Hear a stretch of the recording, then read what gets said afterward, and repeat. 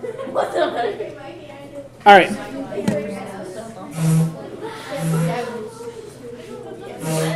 Hey, can I go to the bathroom? No. Not right now. No. Let's finish this section. So you can dance around. I think you can probably hold it until we finish this section. I know. Since my dancing made it like Yeah. so hard. Just calm your bladder down. It's okay. Oh, All right. What? So we're going to talk a little bit about species and what a species is, and talk about something called hybrids. So first of all, a species is, what's the definition? Like, how do you know if two animals, for example, are the same species or not? Jacob? They look kind of like the same. Okay. Like for example, horse and donkey. Okay. So they look similar. Obviously, they have certain traits in common. All horses, all cats, all sugar maple trees. They have certain traits in common. That's one thing. But often there are species that are similar to each other, but are considered separate species. For example, let me ask you this. Are a dog and a wolf the same species? No. Yeah. So raise your hand if you think yes. Oh, wait. All right, so it looks like about half or so. All right, how about a lab and a chihuahua? Yes. A lab and a chihuahua. Raise your hand. Same species? Yes. All right, more people now. Okay. How about a lion and a tiger? Same species? No. The same species? A lion and a tiger are the same? Same family. Just not the same. All right. So we have a definition that we use. So two species, often things can be closely related. The way that we define a species scientifically is if a group of organisms can reproduce and interbreed and produce fertile offspring, they're considered to be the same species. Wait, what? If the individuals can interbreed, which means can mate and have young, and those young are fertile, they're considered to be the same species. So can a lab and a poodle, can they mate and produce offspring? Yeah, we call those offspring a labradoodle. Okay? That means in that labradoodle, it can reproduce. It's fertile. It can also reproduce. So that tells us, yeah, a lab and a poodle, they are the same species. All dogs are members of one species. Even though they look very distinct and different from each other, they really still are one species. A wolf and a dog, however, are two different species. What? They cannot mate and produce fertile offspring. Is that a husky? The dog food commercial, Yep. and it shows the wolf transforming into the dog when it jumps over the wall. It may, show that. It doesn't mean that's Doesn't mean that's true. a husky is a dog. I don't store husky. It's not the same as a wolf. It's a dog. Yeah. They may look similar, and they may be more closely related to the wolf than some other species, but they're still not the same species. But there are times when two separate species, even if they're still separate species, may be able to mate and produce offspring, and we call those offspring hybrids. So if two different species do mate and produce offspring, it's called a hybrid. And we'll talk about some examples of that.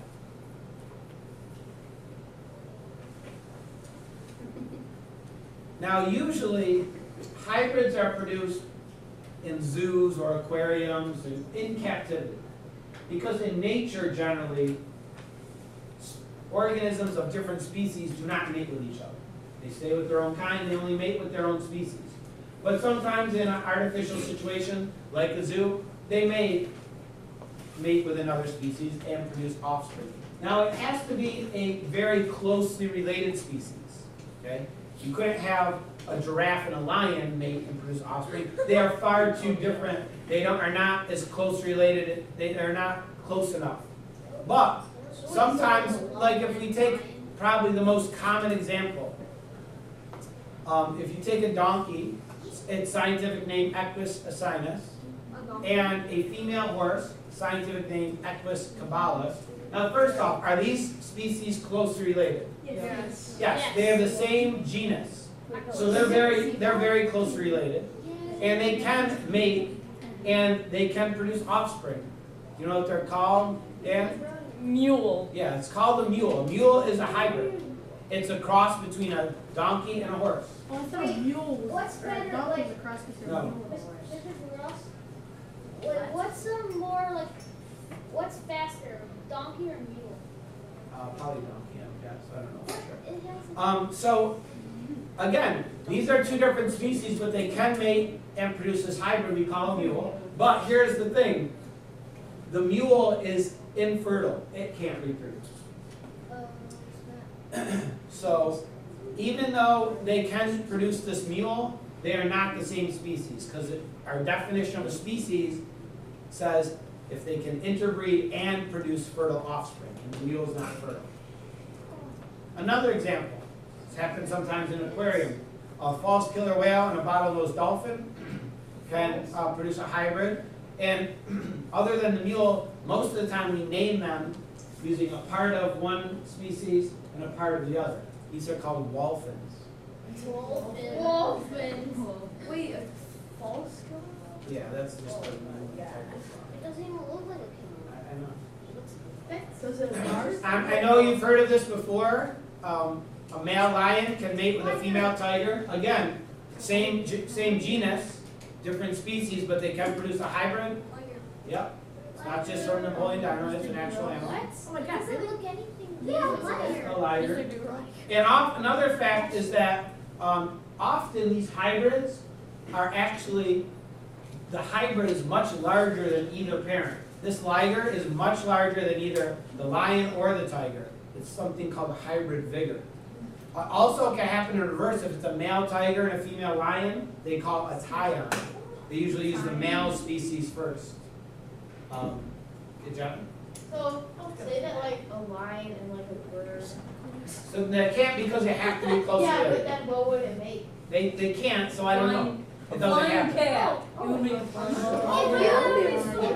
you get a tie-on and you get a liger, will No. they make a like a tie-on? No, nothing. So the liger cannot reproduce with any other organism. It's infertile. Jim? Hybrid animal? No. A zebra and a horse, again, are very closely related. Their hybrid is called the zorse. What? It's got like faint pattern of I've seen that striping. before. I never knew I think we're just making I don't think things. so. Yes, Maggie?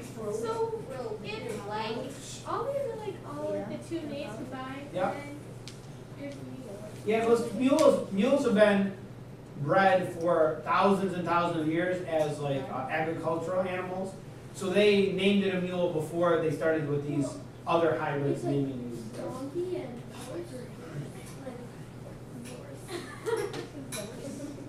All right, here's some more examples. Hunky. We could have a grizzly polar bear hybrid. That's awesome. This is the grizzly and the polar bear. There's the hybrid. Again, you'll notice it's much larger than either of the parent.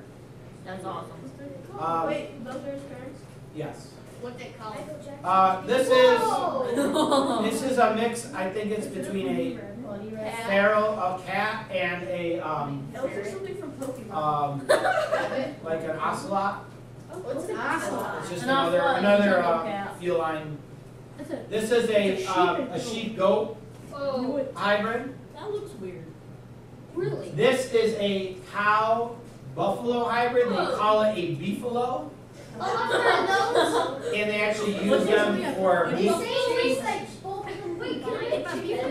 What? Make like, could you make chicken wings? Can you make chicken wings? I don't even know what that means. that sounds like something that would happen behind my grill. Chicken with an eagle. All right. No. That's another zebra hybrid. I'll be burger. All right. So, yes. So our next section is, we're going to talk about the 6 kingdoms and their characteristics. Now, you may have learned about the kingdoms before. You may have learned 5 kingdoms. We're going to include 6 because we're going to include the most recently used one. But we'll start off, some of these I bet are familiar, at least 2 or 3. So first off, I'm not sure why this guy has no clothes on. Feel free to sketch in some shorts for him though. Okay. Please. He's not having a good day. He's got no clothes, the fish is biting him, the bird's pecking his head. The mouse is looking at him awkwardly. This Lincoln's gonna bite his foot off. But anyway, what kingdom are all of those organisms in? Jenna? Mammal. No? No. I got it. Animal. They're all animals. Because a bird's not a mammal, a fish isn't a mammal, a I'm snake's an not a mammal. animal. This is the animal kingdom. Oh, what is a fish? Like what? Fish. It's a fish. Yeah, but like, Fish. yeah, it's just fish. Yeah, it's a chordate animal kingdom, phylum, chordate, class. Fish. My friend Abby thinks that fish is a mammal. No. What are you saying? All right. How about this group? What? Raise your hand, please, Maggie. It's a plant. That's the plant kingdom. Oh, I was just guessing. That's it. I was the next one. This I've been called this before, Jacob. Fuzzy. Fungi. But funny. Oh, like you been called fungi? Yeah. Fungi. Why, like what? I'm a fungi. Oh. Oh. You should have seen it in the pounding. I know. Yeah, black All right, so fungi include mushrooms, yeast, mold, things like that. Yeah. This one up here, you guys probably Sure. are not familiar with. Bacteria. We are going to spend Bacteria. We're going to spend a section of a unit about this group. It's called Protist. It includes, we're going to see amoeba, that's this. We're going to see paramecium, this is euglena. There are 3 types of single-celled organisms that we'll study. And then this last group, actually, we wrote both names here. There's 2 things left. You probably have heard of one of them. Oh, These are the simplest types of living things. No? Bacteria. Yes. Bacteria. Bacteria. And then the other one is another single-celled organism called archaea. And so those are the 6 kingdoms: animals, plants, fungi, Yeah. protists, bacteria, and archaea. And what we're going to do is we're going to talk about each one. We'll talk about the characteristics and a little bit about some examples of each. That's awesome. Too bad we don't have any more time. Let's go. All right, now before we get into the kingdoms, when we look at the 6 kingdoms, we put different things in kingdoms according to a few different characteristics.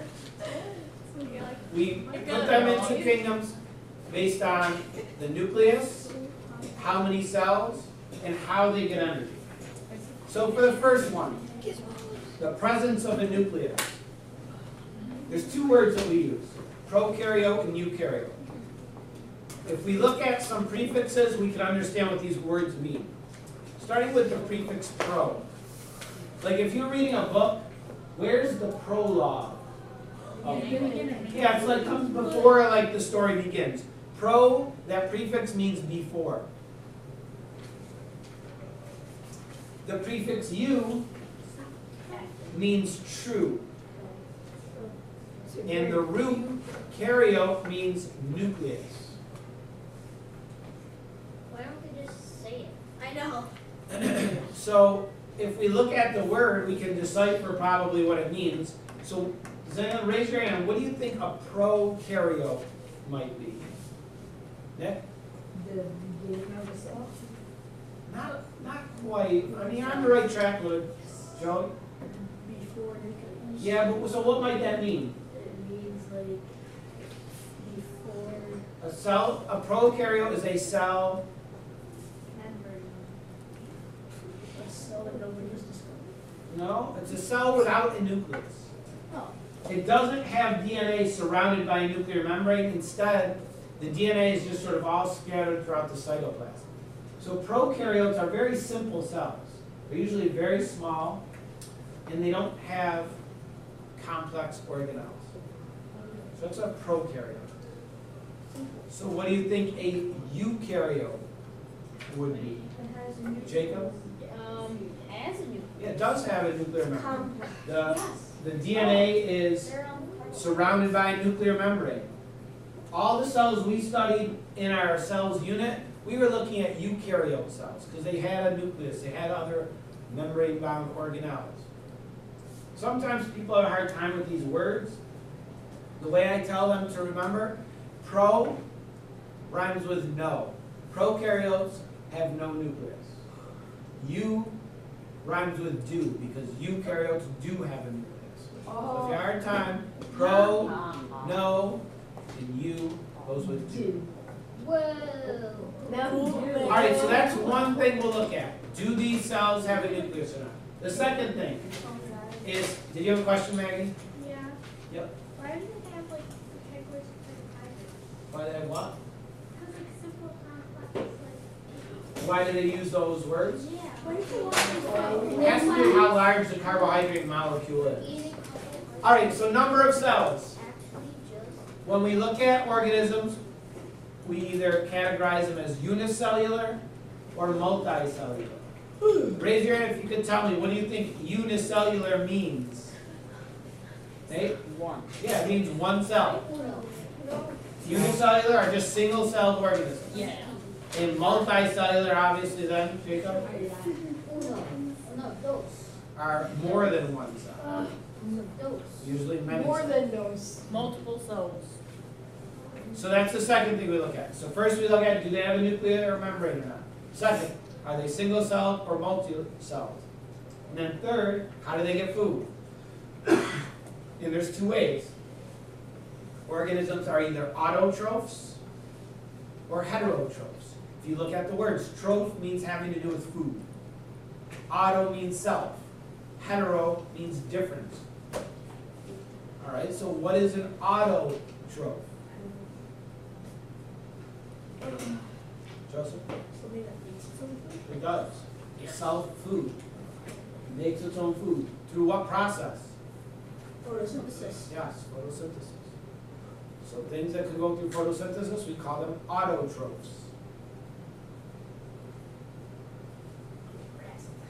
Hetero means other or different. So other food or different food. What do you think a heterotroph is? Right? Has to get its own food. Yes, to go out and eat other things. Awesome. Can't make its own food, it has to go find something to eat. Or get something to eat somewhere. If it helps you remember the H, you can think it goes and hunts for food. Even though, you know, like a human doesn't have to hunt for food, or a mushroom doesn't have to hunt for food, but still. Yes, it does. Oh, yeah. Has to get food. All right, so we're going to look at those three facts about each kingdom. Are they unicellular, multicellular, autotroph, heterotroph, prokaryote, or eukaryote? Goodness. So animals are probably the easiest because we are familiar with animals. It's an owl. Animal is the largest kingdom. It has the most species that have been identified. There we go. Jacob, where's your notes? She took it. All right, how about the number of cells? Animals. Are they, raise your hand if you can tell me, are they multicellular or unicellular? Multicellular. Animals. Anna? Multi? Yeah, they're multicellular. They're made of many cells. A human is made of trillions of cells. Even a tiny little worm is made of millions and billions of cells. Aren't they like Billions. Yeah. All right, so they're multicellular. How about a nucleus? Are they prokaryote or eukaryote animals? Prokaryote or eukaryote? Raise your hand. Anna? Yep, they're eukaryote. They do have a nucleus. We looked at the nucleus in, for example, human cheek cells. They had a nucleus. It's surrounded by a membrane. Animals are eukaryotes. Oh, yeah. How about getting energy? What's the word we'd use for animals? Autotroph or heterotroph? Raise your hand,